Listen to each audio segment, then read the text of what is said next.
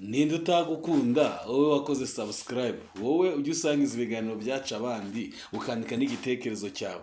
Ni ukuri pe, iyi channel yacu turabashimira ukuntu muri gukomeza kuza kuyitera inkunga muri ibi biganiro dushyiraho ndetse muduha na subscribe. Imana ibaha umugisha ndetse n'imigisha myinshi.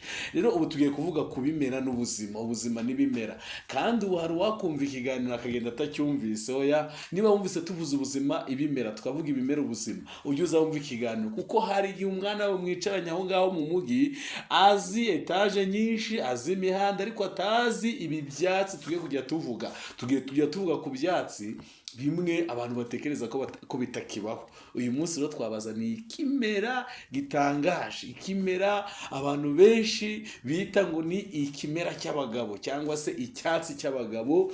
Icyo kimera rero nkurikira wumve iki kiganiro, urebe ucyumve neza, urunguka byinshi.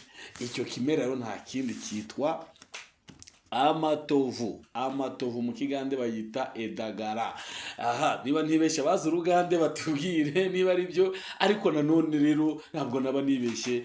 Niyo naba nibeshye nawe wakwandika mugakosora. Kwibeshya bibaho kandi umuntu muzima aribeshya. Rero amatovu cyangwa se ibi bimera ni icyatsi gikunze kuboneka ahantu mu byaro. Ngira ngo murabona amafoto ko n'amavideo nabisuye nahageze aho biri. Ni ibyatsi bigira amahwa cyane, ni ibyatsi utapfa kwimenyereza ngo ukoreho, ni ibyatsi biba biteye ubwoba kubikoraho. Biteye ubwoba kubikoraho, ariko nanone akaba ari ibyatsi byagiraga umumaro cyane mu gihe cy'abatubanjirije cya kera, ndetse akaba ari n'ibice bimwe na bimwe bya Afurika bakibikoresha, aho ubuvuzi butaratera imbere bakibikoresha. Ariko nawe uramutse uzi ingano wakoresha, ushobora gukoreshaho nk'ubutabazi bw'ibanze. Ntabwo mubwiye ngo ujye gukoresha ibyatsi, kuko buno ubuvuzi bwateye imbere iwacu muri iki gihugu cyacu. Rero amatovu bayakoresha mu bintu bijyanye no kuvura indwara z'ubuhumekero, kuvura inkorora, kuvura indwara zo mu bifu cyangwa se mu bijyanye n'urwungano ngogozi, kuvura imiswi, kuvura indwara z'uruhu, harimo ibibembe, ndetse igihe inzoka yakurumye nabwo bakoreshaga amatovu, ndetse no mu gihe cyo uburumbuke, mu gihe ibintu byanze, kubyara byanze, bakoreshaga amatovu. Ndetse n'abagabo, iki ni ikimera cyabo. Abagabo bari kunyumva mu nyumve, hari igihe wumva batebya avuga ngo rero uribwo byameze kuriya muzamukubita amatovu. Ako kantu ntabwo mukumva.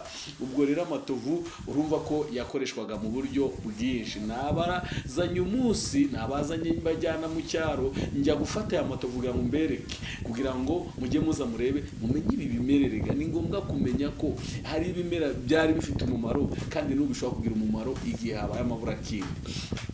Amatovu rero amababi yayo akoreshwa mu kuvura indwara zitandukanye, imizi yayo nayo zikoreshwa mu kuvura indwara zitandukanye, ndetse n'ibihu byayo bigakoreshwa mu kuvura indwara zitandukanye, nk'abantu bagira ibibazo by'igifu, abagira ibibazo byo kuribwa umutwe, abagira ibibazo byo kugagara, ndetse n'indwara zo mu buhumekero byarakoreshwaga, bigakoreshwa. Kuko twari dufite abantu b'abavuzi gakondo bitwa traditional healer, bari bazi kuvura nyine, bazi n'uburyo barakoresha, bazi n'ingano barakoresha. Ubwo rero mu bijyanye no kuvura, aya matovu yakoreshwaga mu kuvura indwara nyinshi uko twabivuze haruguru. Harimo ibyo bibembe, harimo umwijima cyangwa se indwara z'umwijima, harimo kubabara mu ngingo, mu gifaransa babyita ngo mu cyongereza bita rheumatoid arthritis, bakavura bakabishyiraho umuntu agakira. Mu bijyanye no kuvura igisebe, amatovu nabwo yavuraga igisebe. Abantu bamwe bafataga amatovu ku gisebe, umuntu agikomereka, bakayahonda, bamara kuyahonda bagashyira ku cya gisebe, bakazirikiraho igisebe kigakira, kuko aya matovu aba afite uburyo bukorewemo umuti kandi w'ingenzi ukomeye cyane. Barabikoreshaga rero mu gitondo na nimugoroba, barabahanga, barangiza bagakira, kubera ko amatovu yifitemo ubushobozi bwo guhangana n'indwara zataka uruhu, icyo bita skin infection. Amatovu afite ubwo bushobozi. Rero abahanga bavugaga nanone ko amatovu yakoreshwaga mu bintu byinshi, nko muri Afurika ahantu henshi bakora icyo bita imihango gakondo. Imihango gakondo harimo abasore bazanye abagore, ariko ibintu bikanga, bagafata amatovu bakaza bakayabasiga, abandi bakayabakubita.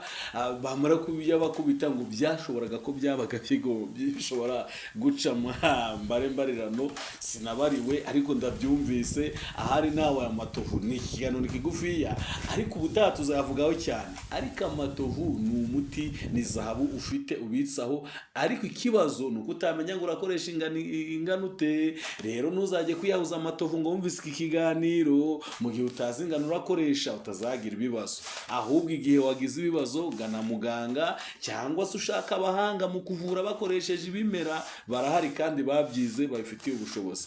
Ngase wakoze subscribe, ugakora share, ugakora na comment, hari icyo biraba bitwaye. Uramutse ikiganiro gisangije abandi, ukahita igitekerezo cyawe, ugakanda aho handitse ngo subscribe, ukugira ngo uzajye udukurikira, hari icyo byaba bitwaye. Ibimera ni ubuzima, kandi ibimera byagiye bibaho, bizakomeza biriho, nuko bamwe hari aho bari bidashobora kuhaba kubera ko ibimera bicika bitewe no kubangamirwa n'ibikorwa bya muntu.